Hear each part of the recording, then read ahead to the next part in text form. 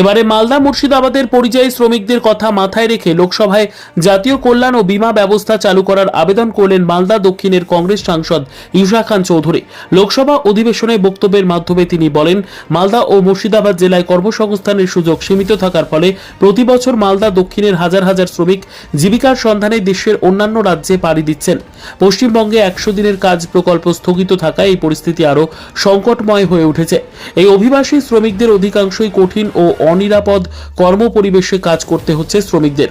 নির্মাণ ও বৈদ্যুতিক টাওয়ার স্থাপনের মতো ঝুঁকিপূর্ণ কাজে নিয়োজিত বহু শ্রমিক প্রতি বছর দুর্ঘটনায় প্রাণ হারান।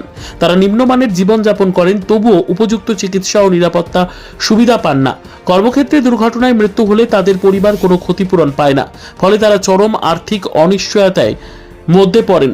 তিনি আরো বলেন, সম্প্রতি মালদা জেলার ইংরেজবাজার ব্লকের মিল্কি গ্রাম পঞ্চায়েতের 20 বছর বয়সী সামিউল শেখ রাজস্থানের জয়পুরে বৈদ্যুতিক টাওয়ার নির্মাণকালে এক দুর্ঘটনায় প্রাণ হারান।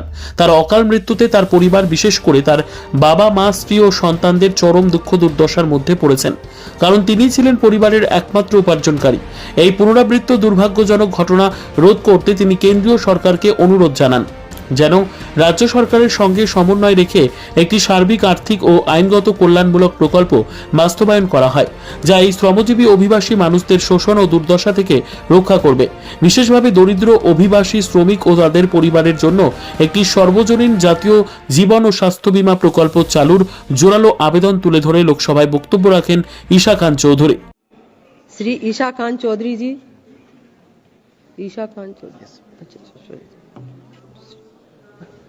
Madam, I'd like to bring your attention to the problem caused by a lack of employment opportunities in Malda and Murshidabad districts of West Bengal, where tens of thousands of laborers are forced to migrate from my constituency of Malda Dakshin each year to other states in search of livelihood and jobs. The situation is aggravated because of the 100 days Manrega scheme is suspended in Bengal. Tragically, many of these poor migrant workers face dire working circumstances, and many hundreds of laborers lose their lives each year in workplace accidents during building, construction and electric tower projects across the nation. As contract laborers, they face poor, unsafe working conditions, inadequate living conditions and no medical support or coverage when they are sick, injured, and their families often receive no compensation if they die in a workplace accident. Given the recurrent nature of such incidents, I strongly urge the central government to take the lead in cooperation with states to implement a comprehensive financial and legal welfare scheme. I would particularly like to suggest a universal and national life and health insurance scheme for such poverty-stricken migrant workers and their families. Thank you, Madam. Bureau report, news for Bengal. উৎসবের আমেজে পোশাকের জগতে অন্যতম ঠিকানা ঈদ উপলক্ষে আপনাদের জন্য দাদাভাই cloth store নিয়ে এসেছে আধুনিক পোশাকের নতুন কালেকশন। এখানে আপনারা পেয়ে যাবেন ছেলে মেয়েদের নিত্য নতুন ডিজাইনের ব্র্যান্ডেড কোম্পানির পোশাক, মেয়েদের পাঠানি চুড়িদার, ছেলেদের পাঞ্জাবি, একাধিক ডিজাইনের শাড়ি, বয়স্কদের উন্নত মানের লুঙ্গি, ব্র্যান্ডেড কোম্পানির জিন্স প্যান্ট এবং শার্ট সহ একাধিক আধুনিক ডিজাইনের পোশাক। তাই আজই আসুন আপনাদের পরিচিত দাদাভাই ক্লথ স্টোরে। আমাদের ঠিকানা সাতটারি হাই স্কুলের সামনে, সাতটারি ইংরেজ বাজার, মালদা।